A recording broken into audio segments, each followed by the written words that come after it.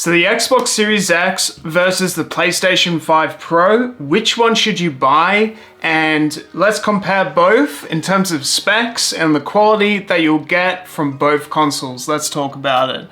So the Xbox Series X and the PlayStation 5 Pro both feature the same CPU power, but different GPU power now. So both consoles both have the 2 terabyte enableability now because the Xbox Series X did release a special edition console which features 2 terabytes. It also has a disk drive, while the PS5 Pro does not feature a disk drive. Now you can buy a disk drive for the PlayStation 5 Pro as an accessory, but it's gonna be a little bit more expensive than getting the Xbox Series X. Overall, in terms of the price for both consoles, I find the Xbox Series X overall, in terms of the subscription services, in terms of the actual price of the console, price of the accessories, even though they are third party mostly, with the Xbox Series X, it is going to be a cheaper console overall,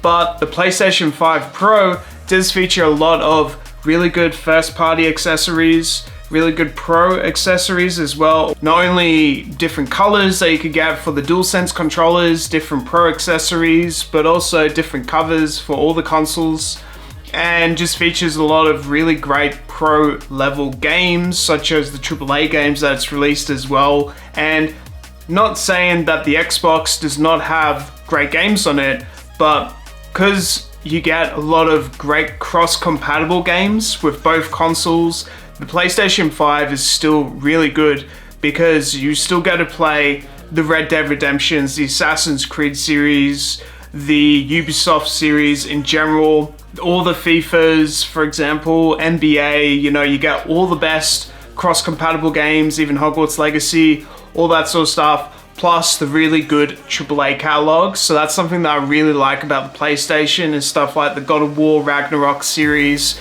the Horizon series, for example, Ratchet & Clank Rift Apart, Returnal, Spider-Man series, and the list is just going to keep going on, even in 2025, with some really great upcoming titles that I'm just super excited for, such as Wolverine, for example. So there's still stuff, even in the fourth year of the PlayStation still coming out, that I'm just very pumped and excited about with the PlayStation.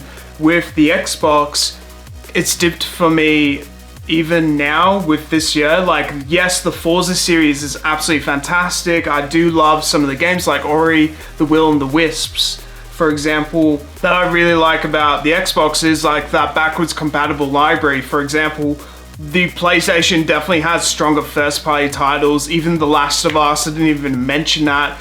And the list will just keep expanding, and then you get the cross-compatible games, which are so strong. Even Hogwarts Legacy, that was so good, and it's just received an update as well, so that's absolutely fantastic.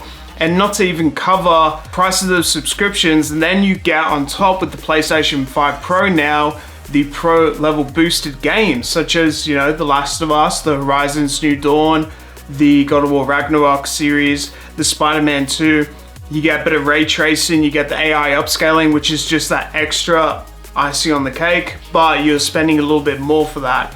While with the Xbox, you can get that 2 terabyte console, you can get one with a disk drive as well for a little bit cheaper, which still has that great library with the Game Pass, and still can play games that you can't get with the PlayStation, such as the Forza series.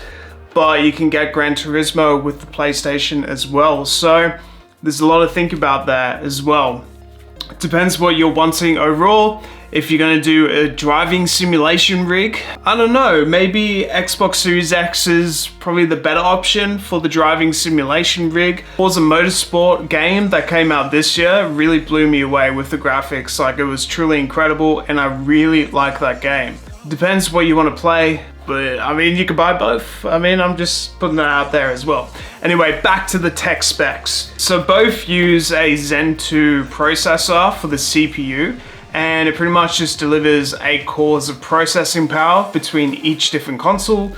Now, the PlayStation 5 Pro does offer that pro level boost with a lot of games, so it's utilizing that 8 cores processor a little bit more than the Xbox Series X. In terms of design and robustness as well, you know, the Xbox Series X has been here for a while. It's got a few scratches at the back, but nothing major. Like, the robust design is pretty good, pretty amazing. Just some scratches at the bottom, nothing major, and it still runs pretty strong.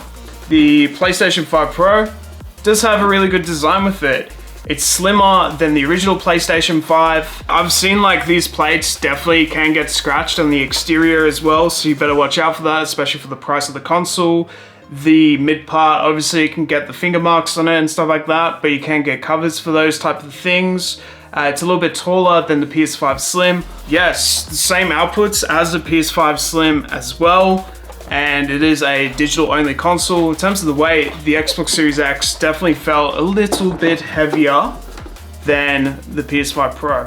Definitely put both consoles on its side as well, that's not going to be an issue. In terms of robustness, fan noise, all that sort of stuff, performance, wait times, when comparing it with the original PlayStation 5, like I found the Xbox definitely had a little bit more power in terms of like its cross-compatible games, such as Red Dead Redemption. Like, it was really good. Really liked it just on the Xbox Series X more than on the PlayStation, but with the PS5 Pro, it's going to be a little bit better. You know, the wait times are still about 30 seconds from cold boot up with both consoles, but quick resume with the Xbox Series X, so you can pretty much just log back into the game where you last were. If you have like the last 3 games on your list, quick resume back into the gameplay. While with the PlayStation, you don't have the quick resume option. So now with the PS5 Pro, they are offering over 67% more GPU power now because it has more teraflops. It has about 16 teraflops.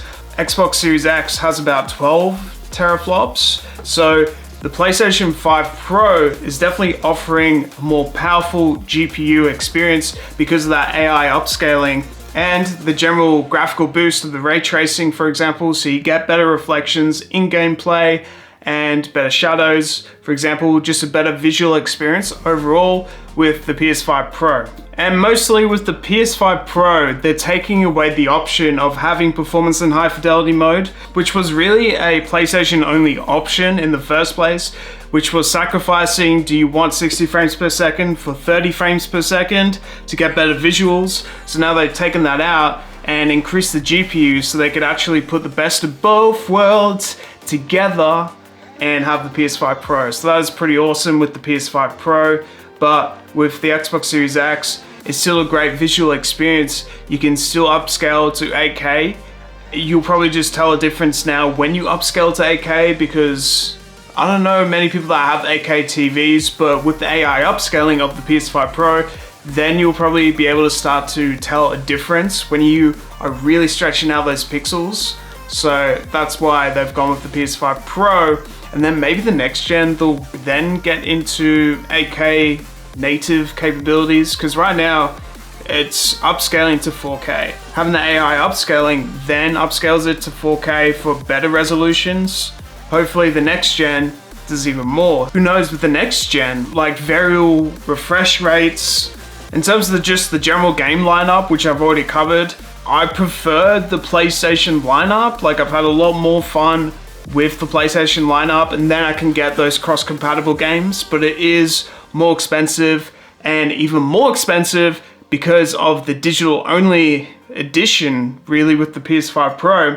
While with the Xbox, I can get the 2TB version with a great library that's a bit more cost affordable with still great accessories such as the Elite Series 2, for example, and I can get the pro level Xbox Series X or the limited edition for like $9.99 in Australia versus getting a PS5 Pro without a disc drive for $1,200, around that ballpark in Australia. So makes you think, doesn't it? So look, both consoles are gonna have their strengths and both consoles are gonna have their weaknesses for both parts. I do find the PlayStation 5 Pro to be a little bit more powerful now than the Xbox Series X, but the Xbox Series X now has at least an option that allows you to have the 2 terabytes plus a disc drive for a little bit less, and still with an amazing backwards compatible library, amazing compatible library, and even some first-party games, and the Game Pass subscription is a little bit less. So we'll see with time how we go with both consoles, but for me personally, I'm still playing the PlayStation a little bit more now than with the Xbox Series X. That's just my personal point of view. I know a lot of you guys love the Xbox Series X, so let me know your thoughts down below. I'll see you guys next time.